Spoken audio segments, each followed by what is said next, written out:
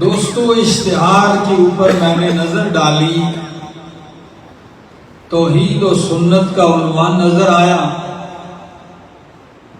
یہ اتنا میٹھا عنوان ہے توحید اور سنت کا، اور اتنی جاذبیت ہے اس میں کہ ایک مومن موحد بندہ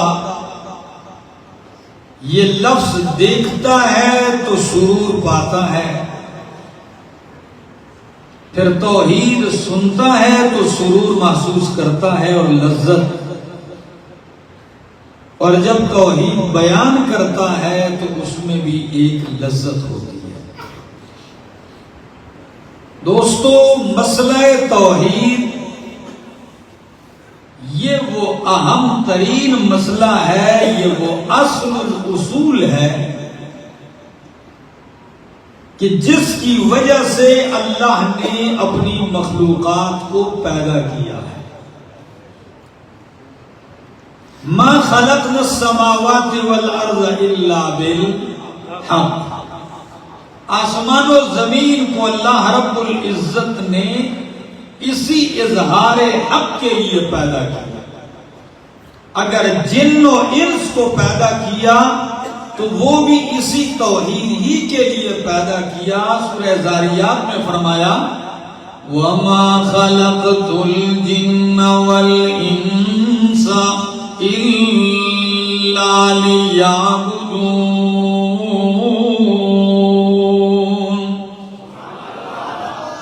وَمَا خَلَقْتُ الْجِنَّ وَالْإِنسَ، اور نہیں پیدا کیا ہم نے جن اور انس کو الا لیعبدون،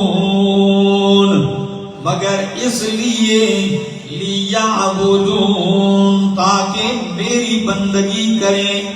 سند المفسرین، حبر الامت، ترجمان القرآن حضرت عبداللہ ابن عباس رضی اللہ تعالیٰ عنہ فرماتے ہیں لیعبدون اے لیوحدون، آگے میری توحید کا پرچار کریں، میری وحدانیت کا ڈنکا بجائیں۔ تم مخلوقات کو توحید کے لیے پیدا کیا، انسان اور جنات کو، انس و جن کو توحید کے لیے پیدا کیا۔ سارے نبیوں کو اپنی توحید کے پرچار ہی کے لیے بھیجا ہے۔ اگر کسی نبی کا تذکرہ قرآن میں آپ پڑھیں گے، ہر نبی آ کے یہی دعوت دیتا ہے یا قوم اعبدوا اللہ ما لکم من الہ غیرہ، اے میری قوم اعبدوا اللہ، کس کی بندگی کرو؟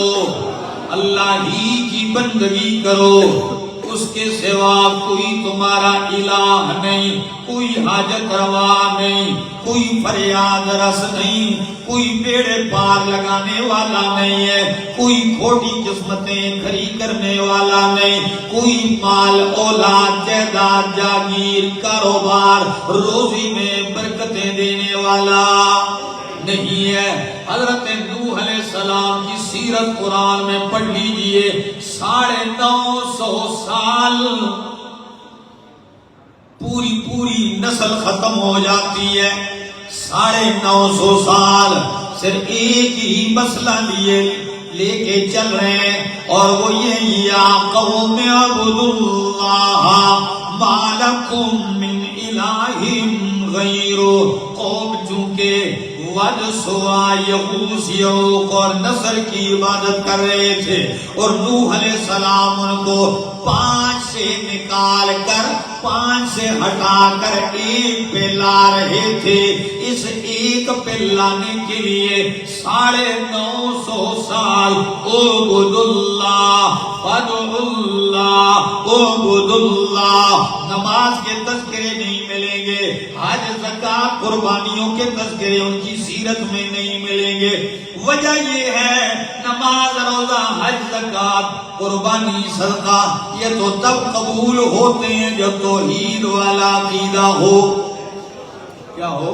توحید والا عقیدہ ہو، مسئلہ توحید نہ مانے تو عبادت کرتا رہے تو کیا حاصل؟ ابو جہل بھی تو حج کرتا رہا، طواف بھی کرتا رہا، کعبے کی عمارت بھی تعمیر کرتا رہا، حاجیوں کی خدمت بھی کرتا رہا، لیکن رب کائنات نے اس کے باوجود بھی ملعون ٹھہرایا اور جہالت کا باپ مشہور ہو گیا ہے، ناکام و نامراد ہوا۔ میرا دوست یہی وہ مسئلہ ہے، سارے نبی بیان کرتے رہے، اور جو اس مسئلے کا مخالف ہو پھر رب نے یہ نہیں دیکھنا کہ یہ صاحب زادہ ہے، یہ پیر زادہ ہے، یہ سید زادہ ہے، یہ ولی زادہ ہے، یہ صحابی زادہ ہے، یا یہ نبی زادہ ہے، پھر رب نے یہ نہیں دیکھا، اسے نیز و نابود کر دیا، اسے تباہ و برباد کر دیا۔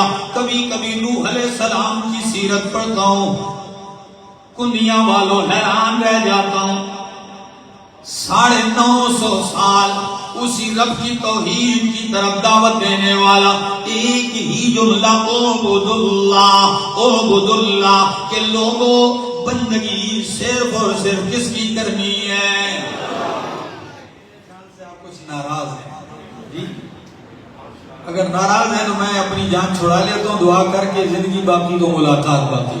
اگر آپ ذوق ہے تو پھر دل کا برتن سیدھا کیجئے، کیونکہ موحد جب توحید سنتا ہے وہ عش عش کر کے اٹھتا ہے، اس کی روح کو ایک تازگی ملتی ہے، تسکین ملتی ہے، اس کے چہرے پہ ایک مسکراہٹ آتی ہے، وہ کھل اٹھتے ہیں۔ اور مشرک جب توحید سنتا ہے تو وہ مرجھا جاتا ہے۔ آپ تو موحد بیٹھے ہیں، رب کی توحید سنیے اور جھوم جائیے۔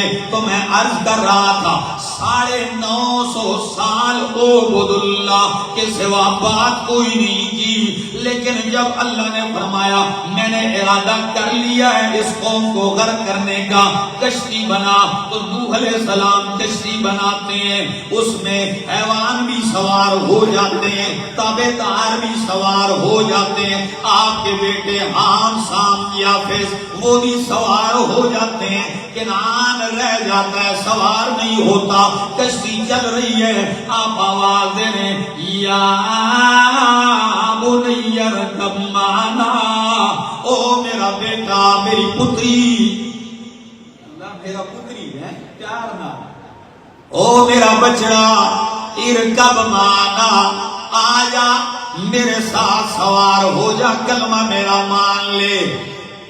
تو کیا کہنے لگا بیٹا، سآوی الی جبل یعصمنی من الماء، سآوی الی جبل یعصمنی من الماء، کیونکہ اس کی نظر میں پہاڑ کی چوٹی اونچے نظر آ رہی تھی، تو کہنے لگا میں اس اونچی چوٹی پہ چڑھ جاؤں گا، پہاڑ پہ چڑھ جاؤں گا، پناہ لے لوں گا، پہاڑ مجھے بچا لے گا۔ اس مشرک نے بھی پہاڑ کے ٹپے کو، چوٹی کو دیکھا، کہا یہی بچا لے گا۔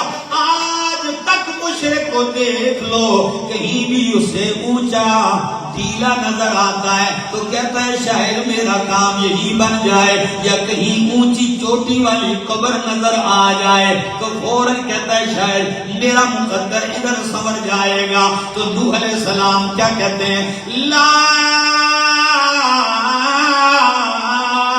عاصم اليوم من امر اللہ، لا عاصم اليوم من امر اللہ الا من رحم۔ او میرا بیٹا، آج کے دن کوئی بچانے والا نہیں ہے، لا عاصم اليوم الا من امر اللہ الا من رحم، اے من رحمہ اللہ فہو المرحوم، جس پہ اللہ رحم کر لے گا وہی بچے گا، باقی کوئی نہیں بچے گا۔ قرآن کہتا ہے باپ بیٹے کا، نبی کا، نبی زادے کا مکالمہ جاری ہے، فحال بینہم الموج فکان من المغرقین، موج حائل ہو گئی اور کنعان غرق ہو گیا۔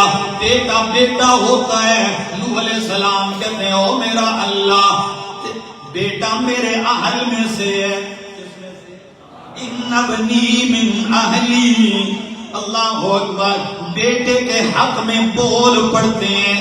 کبھی سوچا ہے دنیا والوں اس آیت نے ایسے جھنجھوڑا ہے کہ بڑے بڑے ہل جائیں گے. کیسے جھنجھوڑا ہے ذرا دنیا والوں غور تو کرنا. یہ نہیں اللہ نے یہ نہیں کہا کہ خیر ہے میرا نوح جو 950 سال تک تو یہی رٹ لگاتا رہا اعبد اللہ اعبد اللہ. آج ایک مرتبہ تو نے صرف بیٹے کے لیے سفارش کر دی تو ایک بیٹا پار کر دیا تو کچھ نہیں ہوتا. مجھ سے ویسے بھی پوچھنے والا کوئی نہیں. لیکن نہیں 950 سال اللہ کی توحید سنانے والا پیغمبر. اللہ فرماتے ہیں او میرا نوح اس کے راز اور حکمتیں تو نہیں سمجھتا. آئندہ بیٹے کے بارے میں سوال کرنے کی بھی اجازت نہیں ہے. یہ اپنا آدمی ہے. پیچھے کامل ہونا چاہیے. مرشد کامل ہو سارے پار چلے جائیں. او بھائی یہ کیا ہے. ہمارے ہری پور میں ملنگ تڑن تھا جہاں میں رہتا ہوں اس کے قریب. میں وہاں درس کے لیے جاتا تھا. ان کے مریدین میں سے کوئی مرتا تو سب سے پہلے اطلاع پیر صاحب کے پاس جاتے کہ حضرت صاحب آپ کا مرید فوت ہو گیا کوئی چٹ دے دو. تو پیر صاحب چٹ کے اوپر لکھتے فرشتوں اساں کچھ نہ آکھیو اپنا آدمی ہے. ہاں فرشتوں اسے کچھ نہ کہنا یہ اپنا آدمی ہے. واہ بھائی تیری جرت اتنی دلیری. قرآن مقدس جھنجھوڑتا ہے کہ نوح علیہ السلام کا واقعہ بتا دیا اور ظاہر کر دیا کہ مشرک کی مغفرت بخشش. اور اب تو خود انشاءاللہ تیرا وقت آئے گا تو تجھے ڈنڈے لگیں گے. اور تو ادھر سے چٹ لکھتا ہے. آپڑے آدمی نے وہ چٹ پھر کفن میں رکھ دیتے تھے مرنے والے. اللہ. تو آئیے میرا دوست یہی وہ مسئلہ ہے. امام بغوی اس آیت کے نیچے لکھتے ہیں جو میں نے خطبے میں پڑھی ہے. ذرا میں پڑھتا ہوں. قرآن کہتا ہے سورت کا نام سورت آل عمران آیت 18. کیا فرماتے ہیں اللہ شاہد اللہ انہ لا الہ الا ہو. اللہ کی قسم ہے ایسی پرتاثیر آیت ہے جھومتا انسان. لفظ کو غور پہ سنو ذرا غور کیجئے قرآن پہ. شاہد اللہ انہ لا الہ الا ہو. شاہد اللہ